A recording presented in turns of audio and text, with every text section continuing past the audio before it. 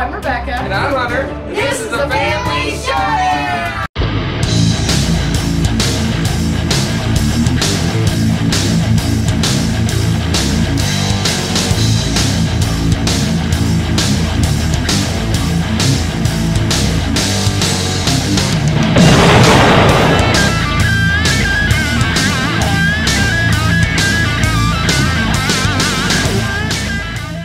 Howdy folks, welcome back to my top 100 games of all time. I'm Hunter. This is my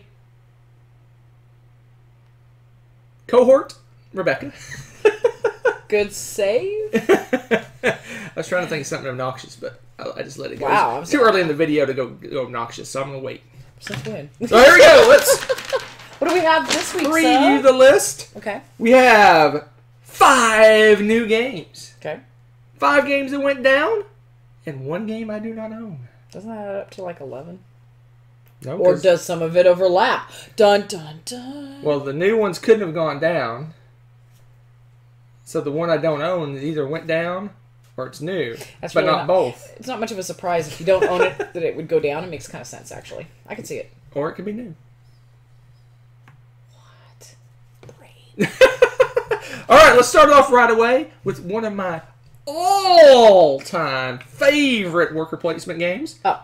But it got punitated because These verbs. it's a word. Punitated? Punitate. That's actively punishing. Punitate for Pillars of the Earth. Don't punish Pillars of the Earth. When's the last time we played Pillars of the Earth, sweetie? Not recently enough. Exactly. Punitate. But it is an awesome, awesome worker placement game. It was sadly out of print. When we got heavy into board games, it was out of print. But we heard so many good things about it. I sought it out. And sought it out. And sought it out. And eventually I got it for a decent price. And then, of course, it came back into print. That's usually how But years later. But anyway. Pillars of the Earth, great worker placement game. It has a cool mechanism where your little workers are put in a bag. You pull a worker out of the bag, and you can pay money to go in the position it got pulled. First. Or you don't pay money, and you're punished and don't get to go in that position. So at some point, you have to say, how much is it worth for me to go earlier? Do I just want to wait till later and save money? Et cetera, et cetera. And it has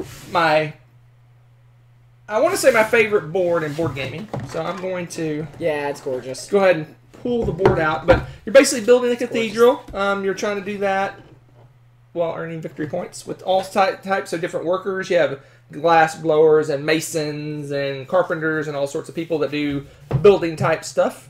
And the board is really, not only is it beautiful, if I can get it open, not only is it beautiful, is that right side up? Yes.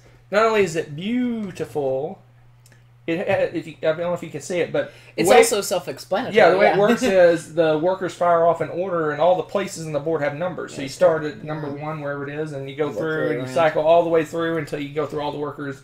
And so not only do the workers have a place to go and a thing to do when they're there, they go off in order. So you can potentially use benefits earlier in the round to pay for things later in the round. So there's some strategy on how you do it, because you might not have the resources to do one of the things later in the track, but you go, oh, if I go here, then I can grab those resources and I'll have them in time to do what I'm doing later in the game. Just a really awesome worker placement game. It has a way overproduced turn system where you actually physically build a cathedral. Which doesn't look like that, just so you know. I just randomly put the pieces together. Here, let's look what I made, Mom. Let's see. We go. There's this, and then there's a this, and then I don't know, like maybe like this. I feel like we're playing animal upon animal. This and there you go. Look at that. Isn't that a beautiful cathedral? Don't ask him to change to an architect, okay? Just say it. You know what I That's like? why I hire architects in this game instead of being an architect. So there you go. Preach. So, I like, the other thing I like about this game, besides everything that he said, is I like at the beginning of the round, of each round, you also have that slightly different mechanism for going through and using your little people to go get resources for the round. Yeah, you allocate your workers. And you allocate all that, and it's your sub-workers, not really your main workers. They're not your main workers, they're your little hirelings or whatever you want to call them, and they go off and do that, and then once you have that, then you do turn order, and then you got the main meeples for all that other stuff. It's really interesting. It's like a separate thing, but you do that first, and it's a little bit of a... kind of like racing to the stuff you want, bidding war sort of thing, trying to beat the other people to those resources. And I like that because it's slightly not, it's not on the board, it's not going on the board, it's right off the board, and it's something different, but it adds an extra flair to the game. Really love it. Yep. Super awesome fun. Game. It was I was in 60 this time, but 34 last time, 22 before that, 24 before that. So it was consistently in the same area, and then it got... Is it just because punitated. Is it just because we didn't get to play it? Yes, I think if we played this, it's gonna pop right back. It could potentially go right back up the list. So we'll be playing this soon. My number 60, Pillars of the Earth. That's a good one. That's a good one. All right, so the next one is a new game, a brand new game. We have not played this since we finished the campaign of Charterstone. But we have a recharge pack. It's gonna happen. So this one is solely based on the campaign only. I'm not judging it on the replayability of the game after you finish the campaign. Because this game, unlike lots of legacy games, is once you're done, you have a playable game at the end of it. So we haven't played it since, but the campaign was really cool. I like how you start off with a small... very limited number of options, and as the game grows, you become more and more options. All these weird things happen. All these components get introduced. Not to spoil it too much, but at the end, you're doing a lot more things than you started out with. So basically, you learn the game as you go, and then when you end the campaign, you know how to play the full-blown game. So it's really solid. If you want a Euro legacy game, I highly recommend Charterstone. It was very fun, and I really liked the little overarching plot through the whole thing. It was kind of fun, because we always kind of did a little bit of predicting. We're like, I think I know what's going to happen here. Oh, I think do you think it's this? I had a fun little twist with it, but we kind of called some of it, but not exactly. Some of it was, that part was fun. It was kind of fun to be like, what? This really happened? You know, I like the surprises in it. Yep, it's a good one. I highly recommend it. I think it was... I want to say 12, 13, 14, 15 games, something like that. And the games are short, an hour or less. I can't remember how many we played. Oh, yeah. The games could vary also because there's different goals for each time you go through. You'll understand when you see the game. So sometimes the game ended really quickly because we were like, boom, we were set up enough to streamline through it. And streamline right to the end. And other times we kind of fought it out for a while and dragged it out a little bit, trying to get some stuff, or the goal was a little tougher to get. So that was really cool. So one thing that's cool about this game, and she mentioned it briefly, was that the board is double-sided. So basically on one side, they're both blank on both sides. So what you can do is after you finish playing the campaign one time through, you can flip that board over to the blank side that you didn't use and buy a recharge pack and play the complete campaign again. At the end, you're going to end up with two different games. I mean, the rules are the same, but the board's different on each side to play with. So when you play, you can pick and choose which side of the board you want to play on. We're going to run through this again, hopefully with the girls sometime soon, and do it all over again. It's going to be awesome. Yep. This is a really neat game. That tells you how much we liked it, that we're ready to play it again. So yeah. Charterstone, my number 59. That's a good pick. All right, 58. 58. This is the Rebecca doesn't like the artwork game. And it is Yokohama! Oh, yeah. The only reason I like this game and didn't turn away from it just from looking at it, to be honest, was because you, in particular, was like, this game is so good. And the gameplay is so solid that I overlook the art, because usually that's a huge thing for me. I don't know why I don't like this art. I don't know why either. I like the Japanese art. Well, I like some of it, but this one's too stark or something. Anyway, Yokohama is a worker placement game. Basically, it reminds me a little bit of Istanbul. If you ever played that game, you put out assistants on the board, you just kind of scatter them on the board, and then your main worker, who triggers what action you want to take, can move along those assistants to a spot, and then he takes the action of that spot. And depending on how many assistants and trading houses, I don't know what they're called, but however many things you have at the spot where you end up, is how powerful that action is. So you can put a lot of stuff on certain spots and really make those actions powerful, but then that's going to make all the other actions on the board weaker. So it's a race to... It's got all sorts of things going on. It's got set collection. It's got kind of a point salad thing. It has contracts you're trying to fulfill. It's got a lot of different things going on that you can score points in. Just a really solid... It is. I call it a worker placement game, but it's more of an action selection game. So I can see that. So there you go, and it's in that sweet spot. It's a mid-weight Euro that takes about an hour and a half to play. It does take a bit of table space for it. Yeah, it is a table hog. It has, based on the number of players you set up the board, the action spot's slightly different. Just a really solid, but it's mid-weight Euro game. I like the way this game plays, and they also have. And this version's pretty nice, but they also have a deluxe version, which is out of print and absolutely gorgeous, of course. But this version, again, the pieces are well made and everything. It's not like you're getting a bum game or anything like that. No, it's really solid, and it's in that. Yeah, I think you mentioned the 90-minute thing, right? Mm-hmm. Yeah, that's one thing that I like too. It looks so heavy, but once you get the game started and everything, it plays really smoothly. Yeah. So that 90 minutes is pretty accurate. But it is a definitely medium, heavy-ish game. It's not an easy No, this is not a light Euro at all. Definitely medium to heavy.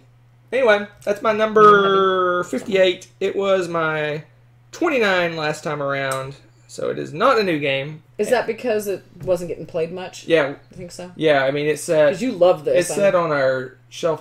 Basically, I played it at a convention, and then I purchased it shortly after that. Which is funny because we had borrowed the game to play it when your game finally showed up, I think, right? Right. And then it's sat on the shelf of shame for a long time, and then we finally played it since then. But I don't know. It's in that perfect little wheelhouse. I think it would be higher if we played it more often, but it is what it is. Now I have a new goal now. I want to turn your top 100 upside down next year by playing all these games that have dropped because you haven't played them. So we're going to play all those games right before you make your list. We are going to play all the games, hopefully. I know, but I want to do it right before you make your list. So you're like, well, this was number 80 last year, but now it's a 20. I just think that'd be funny. It could very well happen with playing all the games.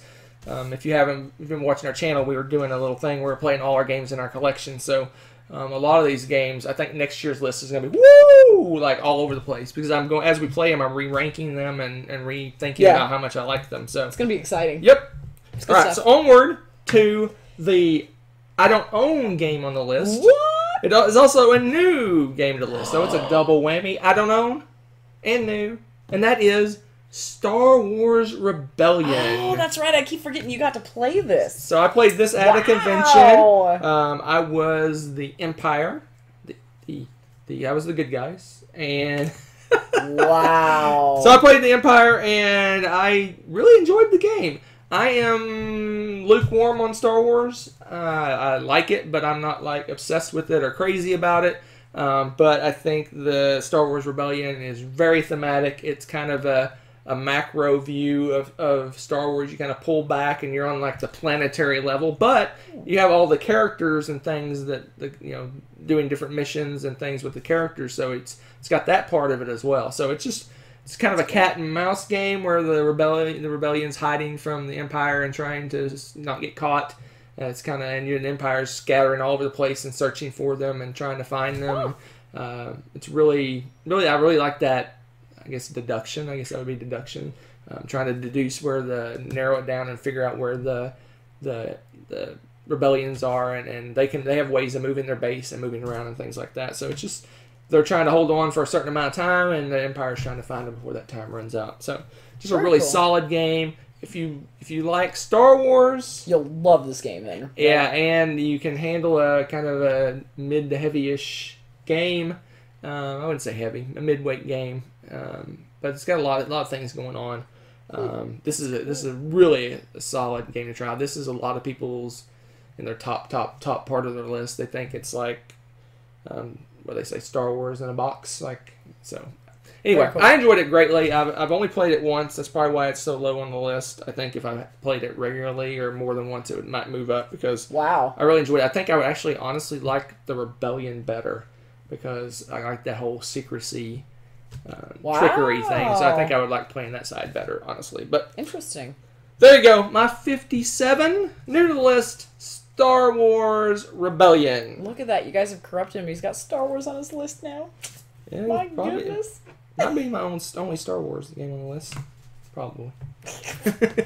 All right. Play so many. My number 56, new to list. I've played this only one time, sadly, and it is sitting on my shelf of shame, collecting dust. So I really want to play this again because I loved it so much when I played it at the convention. We played it with, I want to say 9 people played this game all at once, and it is this what? the best game ever in terms of names.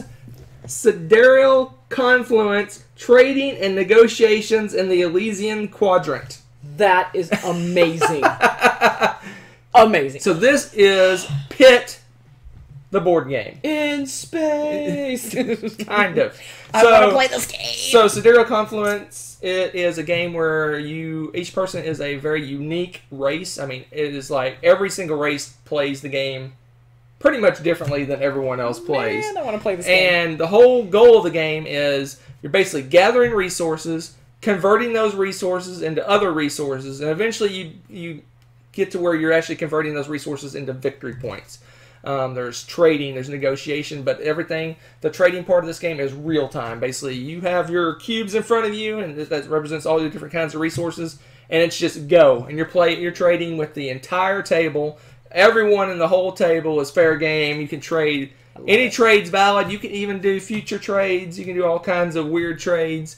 It is an insane game. And the future trades are binding in this game. So I can say, hey, you give me that blue cube, I'll give you 2 yellow cubes in 3 turns. And you have to. And you have to do it. If you can't, you lose victory points. So That's awesome. It is just wild, crazy traderama in this game. So it is very Pit-esque because you're literally like, I need a blue cube. You have a blue cube? Okay, I'm going to take your blue cube. I'll give you this yellow cube for 2 green cubes, and I'll take that blue cube and the 2 green cubes and trade you for 3 gray cubes. It is just insane trading while you're playing this game. And everyone, like I said, everyone has a different skill. Like one person is really good at colonizing planets. Another person might be really good at converting goods. They can turn, and one race converts good into wild goods that are any color you want them to be. What? There's another person that trades away their technologies, Wow. and temporarily trades them away, and they get benefits for that. There's persons that can give you little tokens and they trade, and it's basically gives them victory points. It's just Wow. wild frenzy tradingness. That sounds like a lot of fun. It is a lot of fun. I really enjoy this game. It's got a lot going on. It is a bear to teach, and it's probably the reason why it's still sitting on the shelf of shame, because I literally have to go, okay, this is how you play the game. Okay, this is how you play the game. Okay, this is how you play the game. This is how you play the game. Around the whole table, and before you do that, you do the general rules, and then you have to teach everyone how to play the race. Okay. So there's a general rules to the game, and then everyone has different goals, different ways to play, different benefits, different strategies to win. Awesome game. That's cool. Do Do you think that once you teach, though, it would be easy to pick back up again? No, not unless you play the same race again. I mean, would it be hard for the people to pick up the other races, though, is what I mean? Like, No, I mean, like, for example, I'll just show you an example. This is a character sheet. I don't know if you can see that. So up at the top is the role play, and this is how you play this character. okay. So it's about a page-ish of rules of how they play. So okay. so it's not too bad. Some are much more complicated than others. Some are easier. Okay. There is a lot going on. I'm trying to find the bag of resources. So here's all the cubes that you're trading. Just a big bag of different colors of cubes, and they all represent different things. And I don't know what they represent. They represent food and culture and industry and all sorts of craziness. These are fantastic. Yeah, it's a really I think it's a very unique game. It's not getting a lot of buzz. It's not getting a lot of plays from what I've seen. I don't know if it's a bad rap because of the name or whatever, but it is a really amazing game. It's very situational because you play, it says 4 to 9 players, but you really want to be in the 6, 7, 8 range. So that makes it almost like, for a lot of people, it's a convention game only because of that. Because of most people's game groups, I would think, regular game groups are going to be enough to play one game, which is 3, 4, 5 people. So there you go. The awesomeness and collecting dustness of Sidereal Conflicts. This is one I know for a fact. If I played this more often, it would be way up my list. But one play at a convention, I can only put it so high up. It was an amazing experience. It's probably one I'll never forget because it was so much fun, and I won. That makes it better, right? Wow. Yeah. So just amazing game. Anyway, and it's a space game, which makes it awesome. Space, unique races, and unique abilities. It's really. Yeah. Anyway, someday I'm gonna play this game again, and I'll be very happy. I want to play it. Period. I'm excited now. So that's my number 56, new to the list. Sidereal Confluence, trading and negotiation in the Elysian Quadrant. Say that 5 name. times real fast. All right, here we go. From a kind of, I wouldn't say heavy, but kind of a very wild, crazy game to a different kind of wild, crazy game, but in a different way. And that is Time's Up Total Recall. Yes. So I think I got my 2 screaming, yelling, crazy games like back to back. Maybe in my head they kind of got the same vibe. I don't know. That's cool. But Time's Up Total Recall is basically charades-ish type game. Basically, you break up into teams and you have a card. You look at it and it's a in this case for this game it's a movie, a book, or something like that. TV show, book, movie, something with a title. Songs. And you basically it takes place on 3 rounds. The first round you can talk and act and make noises and stuff. And the second round you can do what? Is it one? I always forget. Well, we always play it differently. So seems like first round say anything. Second round 1-word clue. 1-word clues. Those are hilarious. The third round is no talking. You just act it out. You just act it out. So oh my gosh, this game is amazing. It's hilarious. It always end up being someone does something goofy for they make a sound or some weird thing for a title, and so the next time that title comes up, everyone just tries to imitate that same sound that person made. You get goofed up on. Someone will give a clue and you'll jump and say the wrong thing really quick because you think that's not what it is. It's like pertaining to something else because a lot of them are very similar in what actions you would take. But it's just a laugh out loud, fun experience. But it's definitely for a certain type of gamer. If you're shy and reserved, this is not the game for you. Well, it depends because we've played with people that weren't as outgoing, and what we did is we would have your designated hitter, right? Or runner, or whatever. Oh, yeah, so what we would do is we would do the actions, or someone else that wanted to would do the actions, and then they were just our guessers on the team, and that worked out really well. Oh, that's true. And everyone actually still gets to have their preferred experience with it, and it was a lot of fun. So I think if you do it right, you could play it with just about anybody. Yeah, that's true. You could totally just have a... You just have to agree to do it. Yeah, everyone has to agree that that's okay. You can choose to set out and just be a guesser. Just work with everybody's comfort zone. And I think that if you accommodate people that way, too, they're going to get relaxed and comfortable. And sometimes, occasionally, you get some shy bugs by the end of the game. Decide, okay, everyone else is acting silly. I'll give it a shot. And that's some of my favorite moments and stuff like that. Yeah, this is a great party game. It's a great couples game. 2 couples playing it together. Oh my gosh, yes. It's a really fun game. I may have to even take that to my game group just 1 week for a feature game. Yeah, this may be the game. One of the games. I won't say the game. One of the games I laughed the most during. Yes. And I love the acting part. I love acting goofy. So there you go. Yeah, you would never guess, right? Yeah, totally. There you go. So serious. My number 55. It was 51 the time before. 43 the time before that. So it is holding solid. Time's Up. Total Recall. That was such a great game.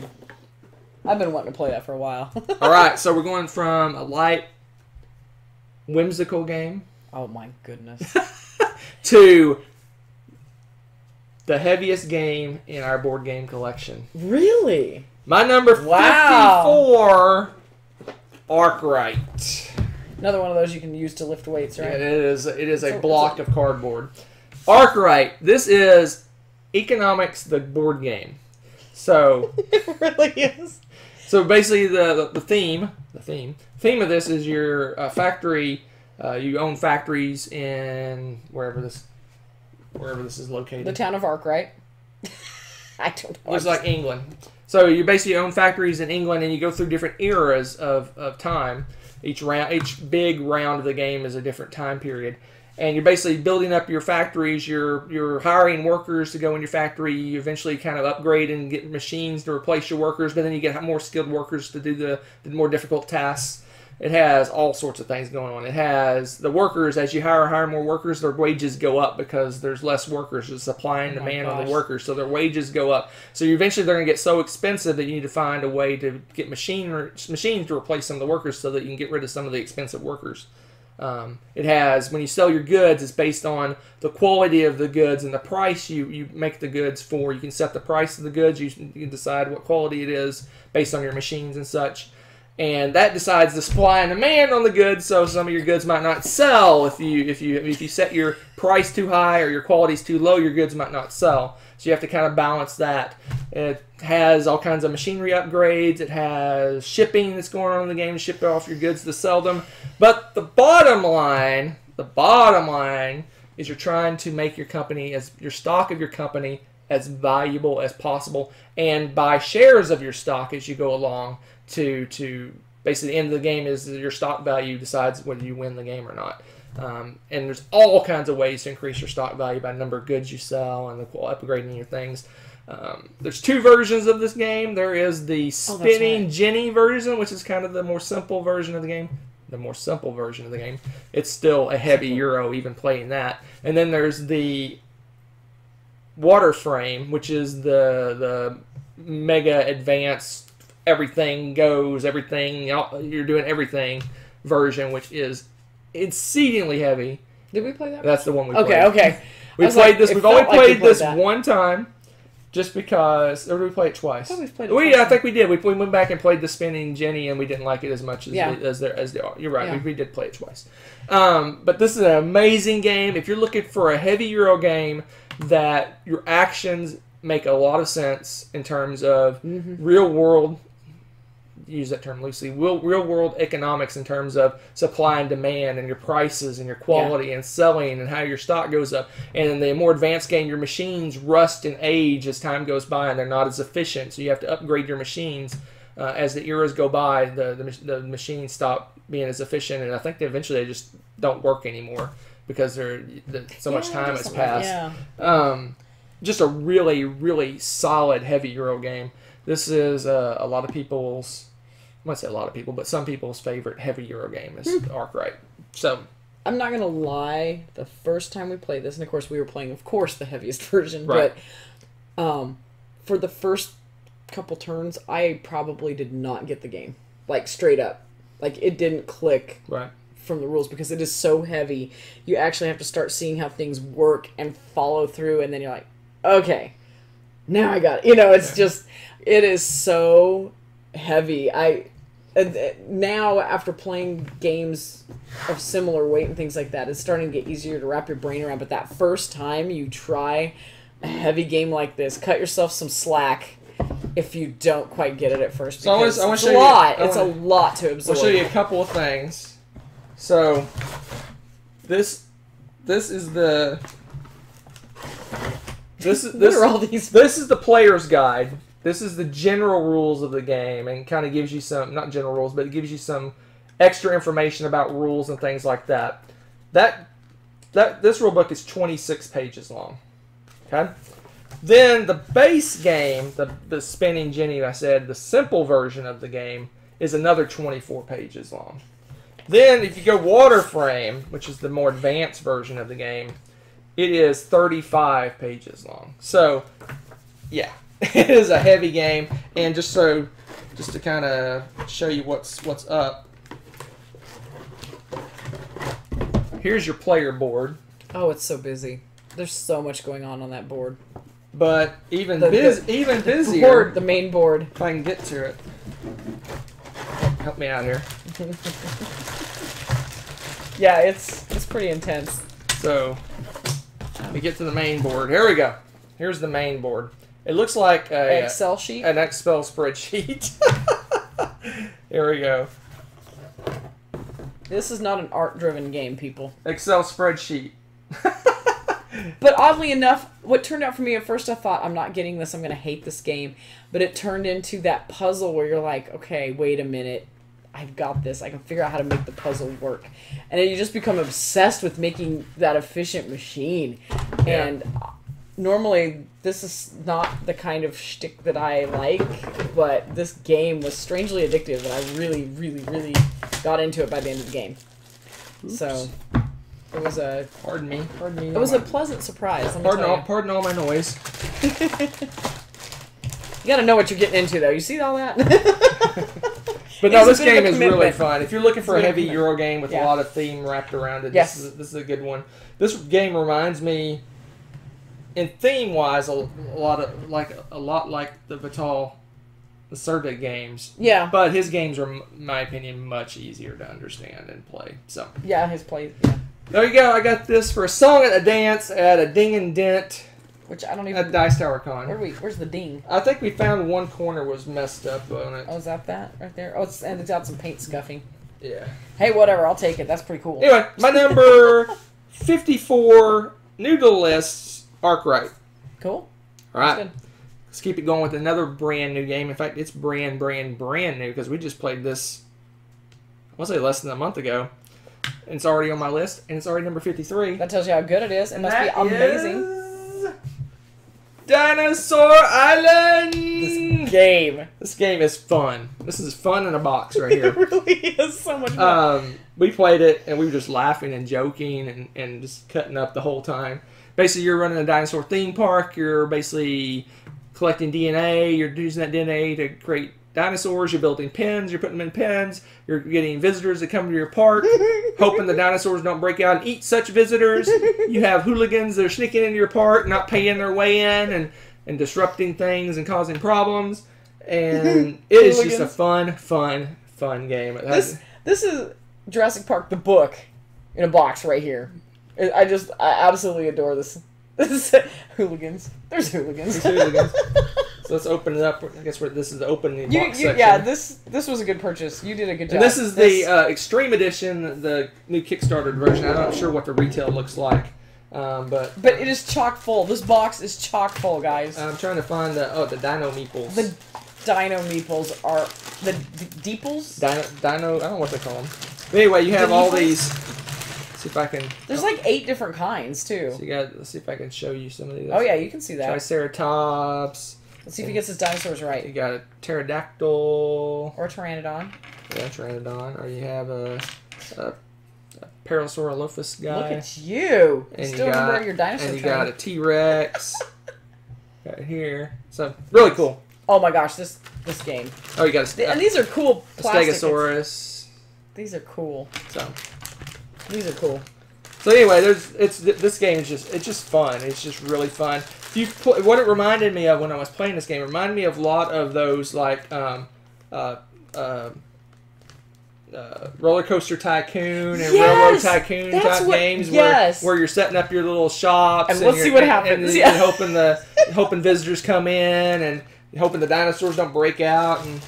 Or maybe you do, because if you play that the zoo game, sometimes you forget to put the fence in on purpose. You know? All I gotta say is the Kickstarter Extreme Edition is it is extreme because it is just. This is chock full. It You is. barely get the This lid whole off. thing is It's cool, full guys. of stuff. This is neat. I don't know if this is going to be available for retail or not, but man, it Boy, I comes hope with so. a lot of stuff. They did a great job. It is a really fun game. It's just fun, and the reason this one's so low is again we just got this game recently and we only played it once, but this one has the very strong potential of going up, especially when we get the expansion because I asked for There's more. I asked for separate shipping, so I think the totally liquid expansion or whatever is coming later. Totally liquid. And also there's a 2-player version that's coming as well. So anyway, awesome game. It's one of those, this one's maybe a little bit longer than that 90-minute sweet spot, but it's pretty close to that. And love the dice, love the meeples. It's just Really solid game. Oh Really my fun gosh. game. Just a flat out fun game. I want to play like the Jurassic Park theme song, Yeah, the yeah, original yeah. movie and stuff while we're playing that game, and it's just oh man, that game, good stuff. All right, let's move on to another Euro. Not quite as thematic. Maybe it is. Maybe it's not. This is the brother to my sister that I talked about way back at What? Your at siblings are on here? 74 when I talked about My Village, but now we got Village, which is my preferred game of the two. Yeah. So this one is just a solid Euro game. Yeah. So in this game, you're doing a lot of cube pushing. So you're going to different spots on the board. You're collecting cubes. Use those cubes to do various things, various actions, all in the effort to get victory points. So, so you got there are all these different spots on the board. You can go. You send your little workers out to, I guess, your family. In this game, they're family. They're not villagers. They're your family. Different generations of your family. Bye, Paul. You go out to the different spots on the board and you take different actions and do different things. Sometimes you leave workers at those spots and they just stay there and don't go anywhere.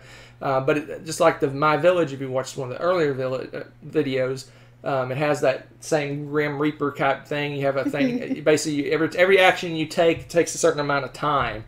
And as time goes by, eventually your villagers start dying off. So you have different generations of villagers. So the first generation dies off, and then the second generation, third generation, fourth generation.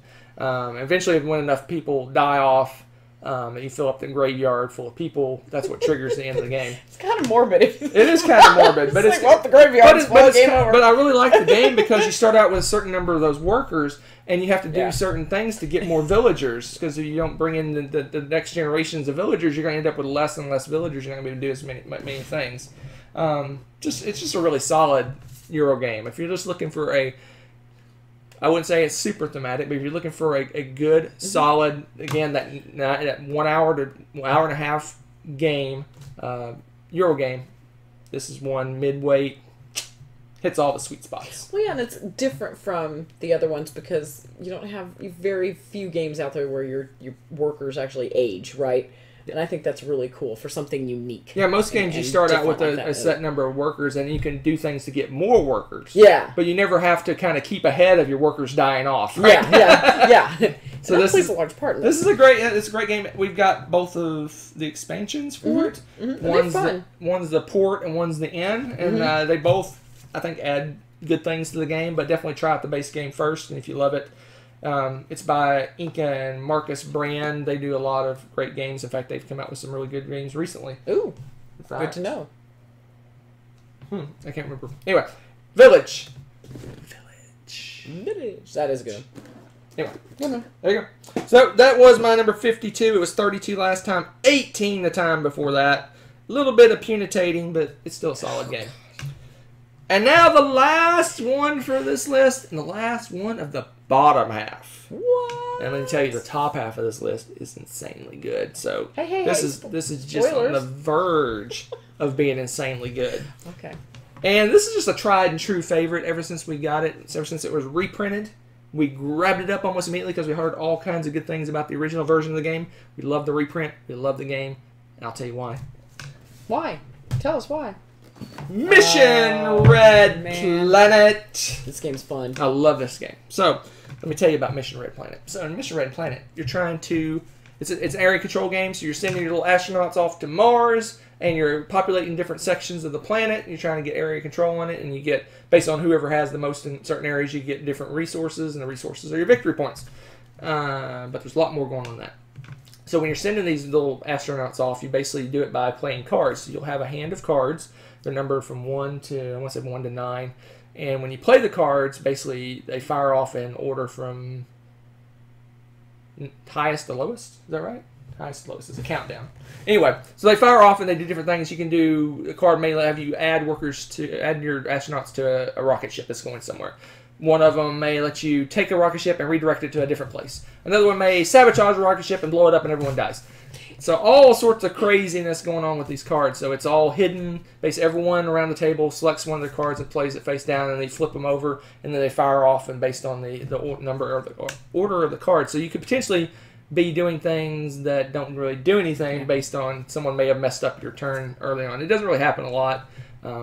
Mostly just So there's some take that, but you don't really know who you're taking that to usually. So all sorts of stuff. And then in addition to that, one of my favorite things is there's ways to get cards in the game, and basically you put slide the cards over different sections of the board, and that completely changes how that section of the board scores at the end of the game. So love those. Like you may have a card that says whoever is in second place wins this round, or it may say all the people with odd number of astronauts, they don't score, or the zone's the score is double, or there's all sorts of different or it things. doesn't score at all. Right, there's all sorts of different things going on. And when people are placing those cards there, there's one of your cards you can play where you can peek at the card, right? So it has a lot going on, but one of the things I like about it, in addition, is the cool little astronaut guys. They're so cool. They're adorable. I'm a sucker for weird-looking meeples and things like that. See if I can find them. So here's my little green guys. I love your little green guys. You're not going to be able to see them. They're awfully little. See if you can see this. Here we go. But they're really cute. See if you can see this guy. Little green guy with a little flag. Little astronaut. So cute. They got a whole bag full of them. Anyway, it's just a really solid area control game with a lot of kind of cool mechanisms. Wacky, dumped in on top of that. The simultaneous hidden action selection. Take that. It has some take that. It has hidden information. Lots of cool things going on. One of my favorite area control games. Is it my favorite area control game? Let's do. Oh, no, it's not my favorite area control game. Ooh. So anyway, so there you go. My number 51, the last one for this list. You got any commentary? Commentating? I like this game. I think it's solid, and it's one of the few solid take that games that I just really enjoy. Can't believe you didn't jump in with the space. And it's in space! Yes, I love that part too. Alright, my number 51, it was, like I said, no, I didn't say. It was 27 last time, 37 the time before that, so it's kind of... Well, again, we haven't played it in a while. I played this one recently. We played it at Dallas Games Marathon. It was the first part of the year, but we played it fairly recently. I was with you? You think you were playing something else? See? I did not play that Dallas recently. Games Marathon? I'm pretty sure it's Dallas Games Marathon. Then you probably played it, yeah. Alright, so that's it! We're done! Oh wait, what? For this time. Let's do the preview. You always got a sneak preview the next time. So here we got 6 games that went down, 2 games that went up, including the one that's gone up the most. Went up, I don't think, I gotta tell you and not give it away. It went up 72 places. 72! That's insane! Okay, I think I have a guess. 2 new games. 6 down, 2 up, 2 new. That's wow. 10. That's 10, right? Mm-hmm. There you go. Math. And I'm just looking at this section of 10. We're getting into some amazing. That's Love these games. So, look forward to see you next time.